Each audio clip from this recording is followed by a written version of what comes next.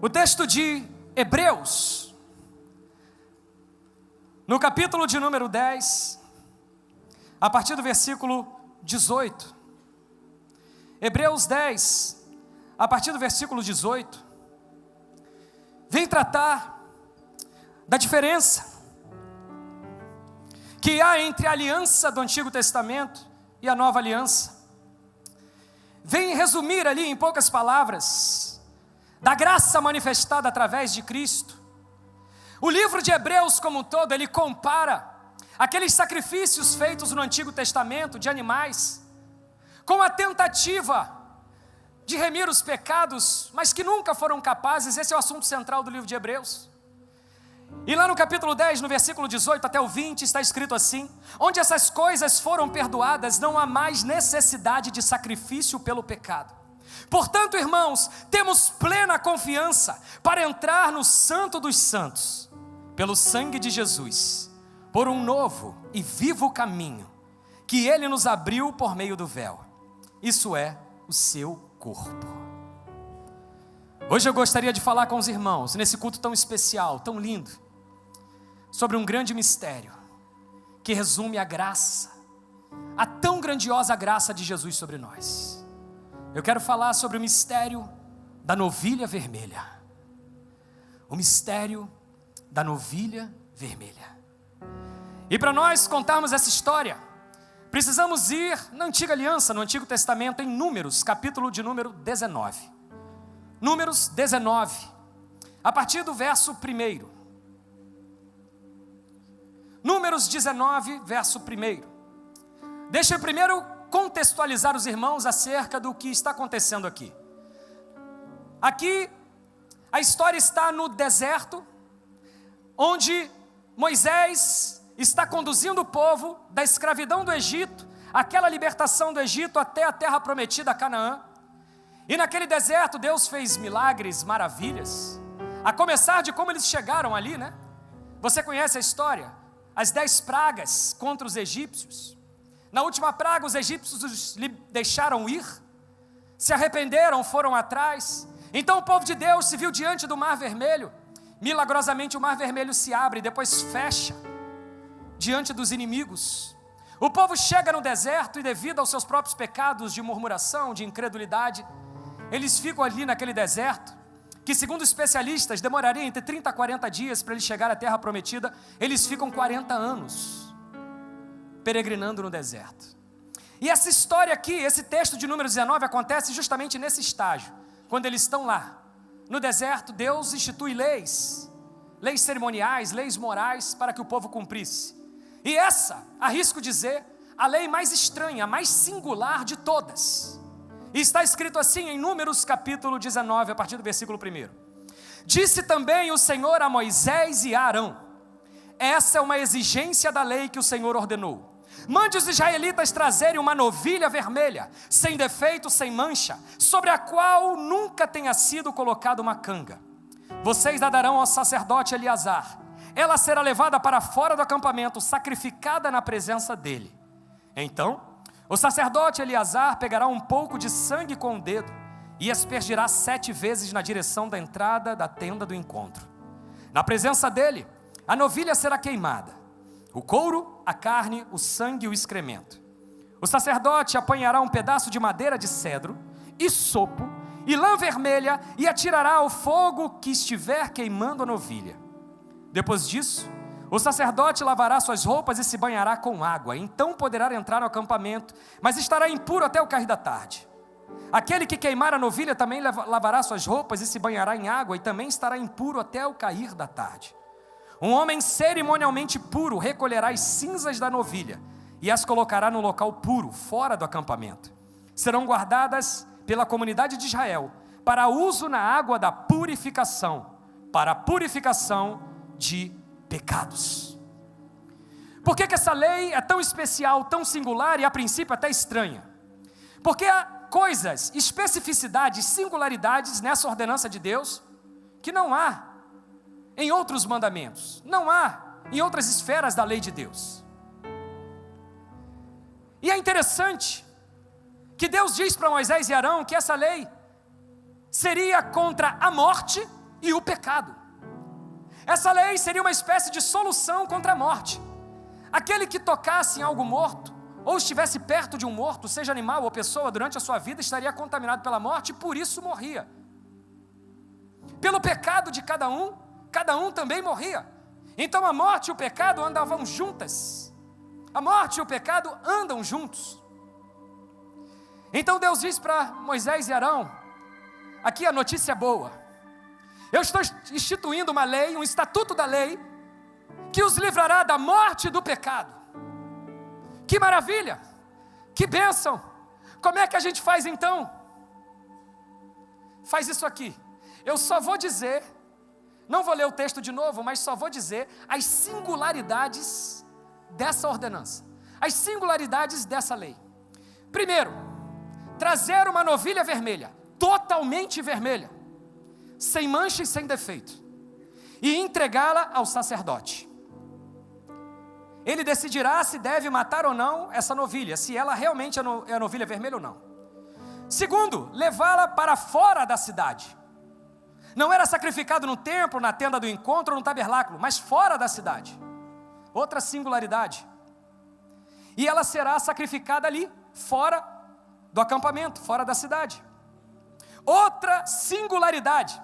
Colocar no sacrifício da novilha madeira de cedro, isopo e lã vermelha. Madeira de cedro, isopo e lã vermelha. Nunca se viu isso em nenhum outro sacrifício.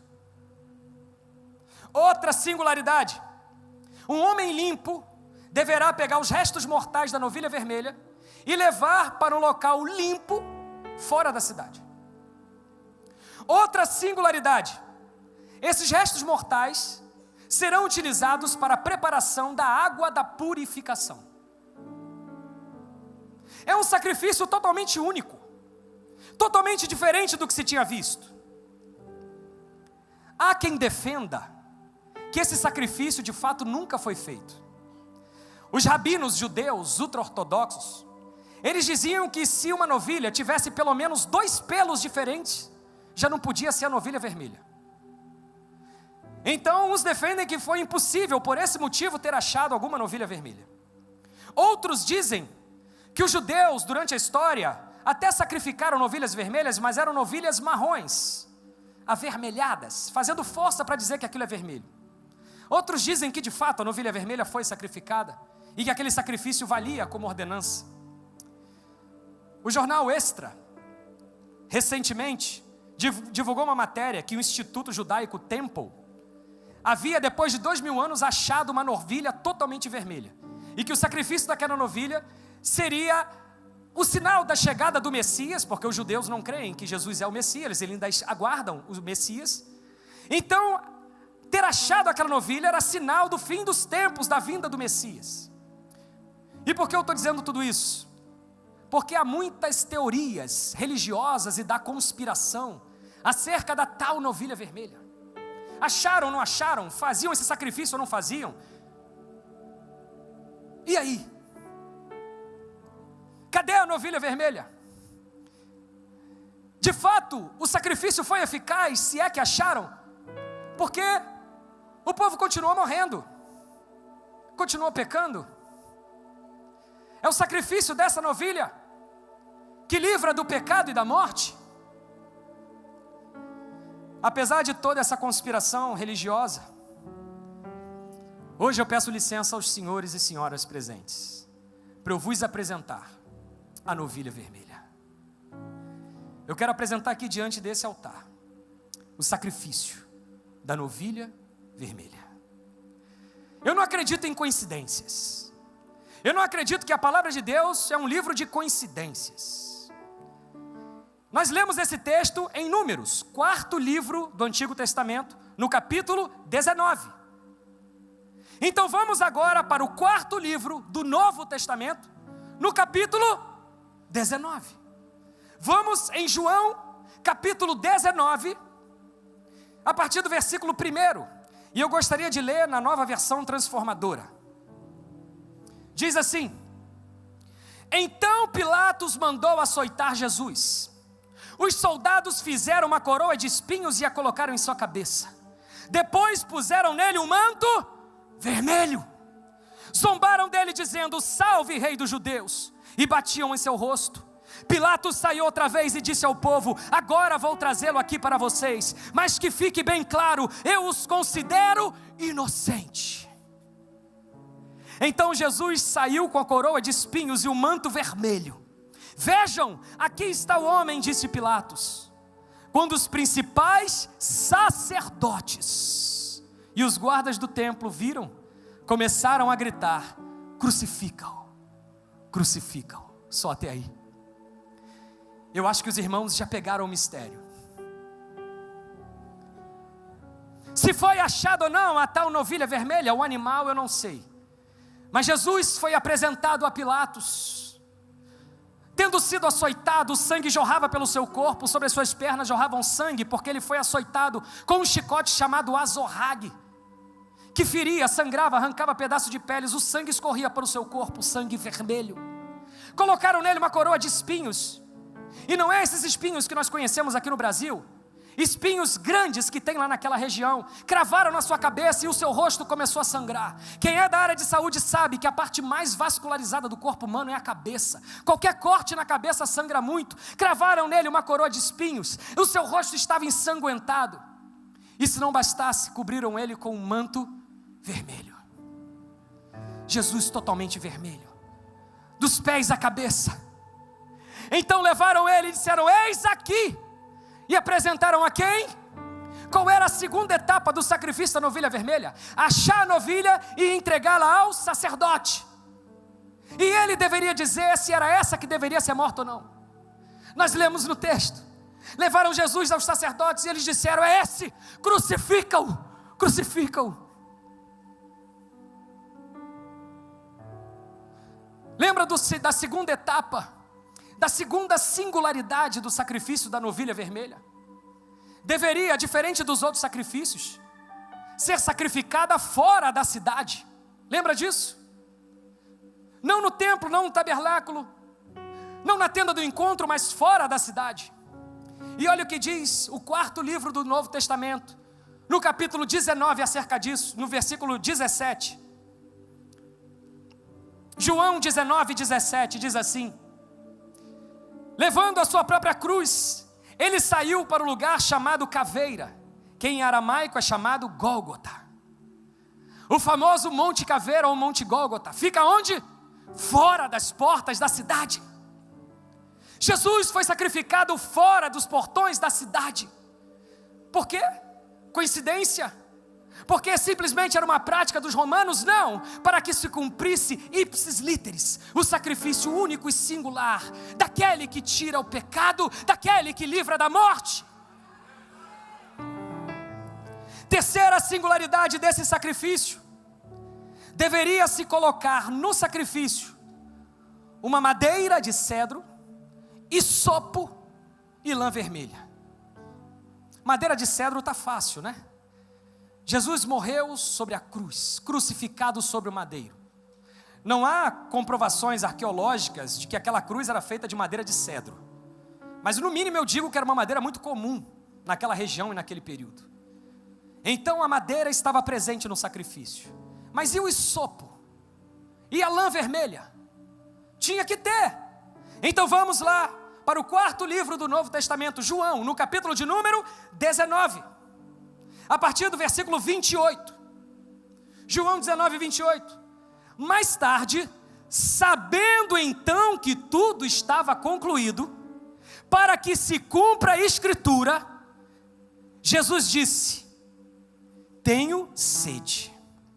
Estava ali uma vasilha cheia de vinagre. Vinagre de que cor? Vermelho. Então embeberam uma esponja nela. Colocaram a esponja na ponta de um caniço de hisopo e ergueram até os lábios de Jesus. Tendo provado, Jesus disse: tetelestai, está consumado. Agora tudo foi cumprido. Eu sou uma novilha, eu estou fora da cidade, sendo sacrificado, fui apresentado aos sacerdotes, estou sobre o madeiro. Colocaram então hisopo, uma lã vermelha sobre a minha boca. Cumpriu-se o sacrifício, está consumado. Com isso ele curvou a sua cabeça e entregou o seu espírito. E essa foi a última etapa do sacrifício único e singular que tira a morte e o pecado. O sacrifício da novilha vermelha. Mas não acabou. Há uma outra singularidade desses sacrifícios, irmãos, lembram? Um homem limpo deveria pegar os restos mortais da novilha e levar para um local limpo. Olha o que diz então o quarto livro do Novo Testamento, João, no capítulo 19, nos versículos 38 e 41. Depois disso, José de Arimateia pediu a Pilatos o corpo de Jesus. José era discípulo de Jesus, mas o era secretamente, porque tinha medo dos judeus. Com a permissão de Pilatos, veio e levou embora o corpo. Versículo 41. No lugar onde Jesus foi crucificado, havia um jardim, e no jardim um sepulcro novo, limpo, onde ninguém jamais havia sido colocado. Homem limpo deveria levar os restos mortais para o local limpo. José de Arimateia era discípulo de Jesus, e certa vez Jesus disse aos seus discípulos: vocês já estão limpos pela palavra que eu vos tenho pregado. Sepulcro novo, limpo, ali colocado o corpo de Jesus. E qual é a última etapa singular do sacrifício da novilha vermelha? Ela serviria para água purificadora, oferta pelo pecado. Águas purificadoras, ofertas pelo pecado. Meu irmão, se você é pentecostal, nesse ponto, se você quiser sair voando aí, está autorizado. Hebreus capítulo de número 9, Hebreus 9, versículos 13 e 14, olha que incrível isso, irmãos. Ora, se o sangue de bodes e de touros e as cinzas de uma novilha espalhadas sobre os que estão cerimonialmente impuros os santificam, de forma que se tornam exteriormente puros, quanto mais então o sangue de Cristo, pelo Espírito eterno, se ofereceu de forma imaculada a Deus, purificará a nossa consciência de atos que levam à morte, de modo que sirvamos ao Deus vivo. Aleluia! Glória!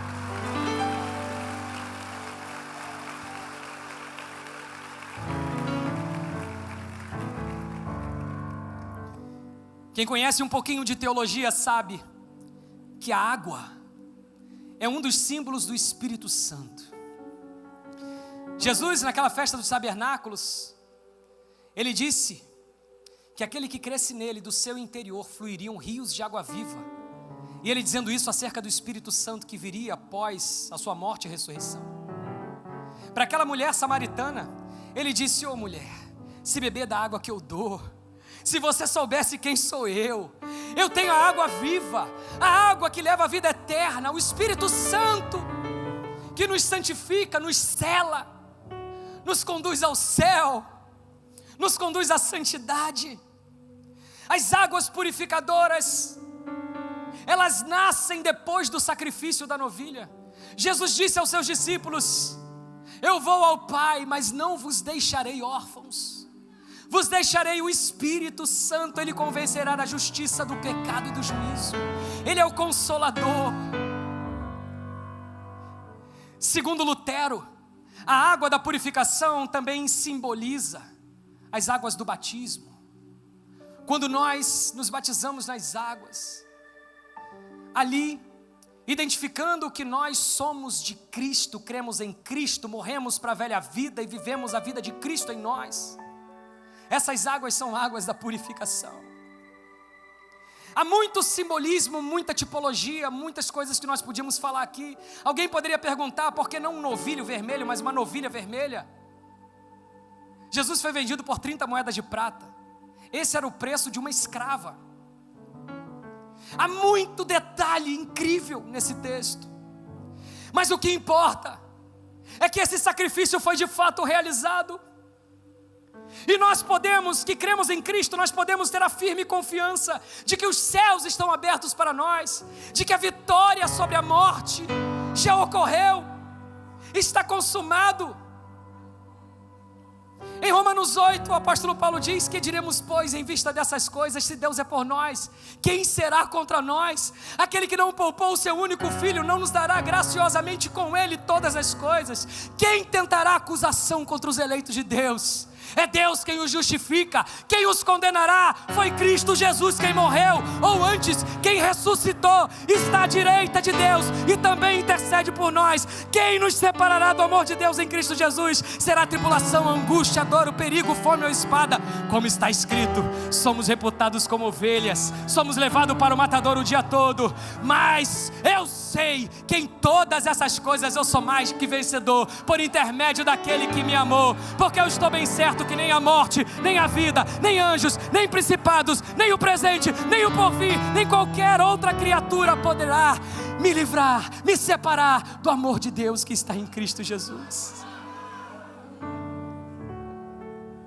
O pastor Gustavo começou aqui dizendo: nós não combinamos nada, eu nem sabia o texto que ele ia começar.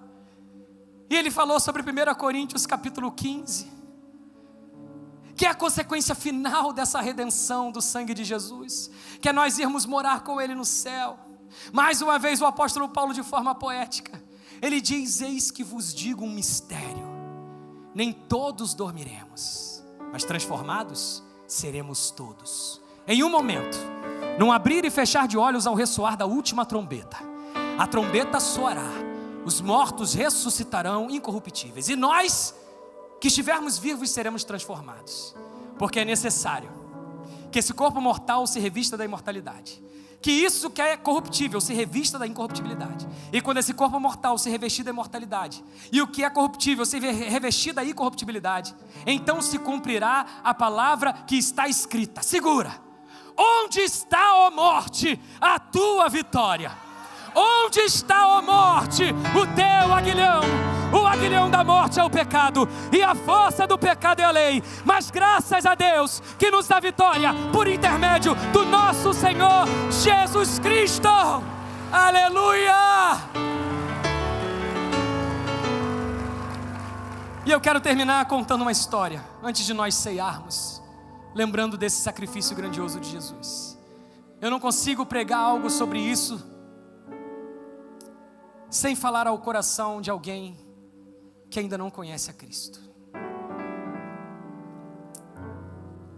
E deixa eu te falar isso através de uma historinha. Diz que um jovem, ele, chateado com seu pai muito quadrado, querendo alinhar ele o tempo todo, ele completa a maioridade, pega o dinheiro que ele juntou das mesadas e sai de casa. E há muitos anos atrás, quando não havia tecnologia de veículos, como nós temos hoje, ele morava numa cidade do interior, numa fazenda, que o seu pai era dono. E ele vai para a cidade grande, pega o trem e vai para a cidade grande. Lá ele vai curtir a vida, longe do seu alinhador pai. E ali, na cidade grande, ele curte. Ele faz amizades com pessoas que querem o prazer, em detrimento da dor e do sofrimento.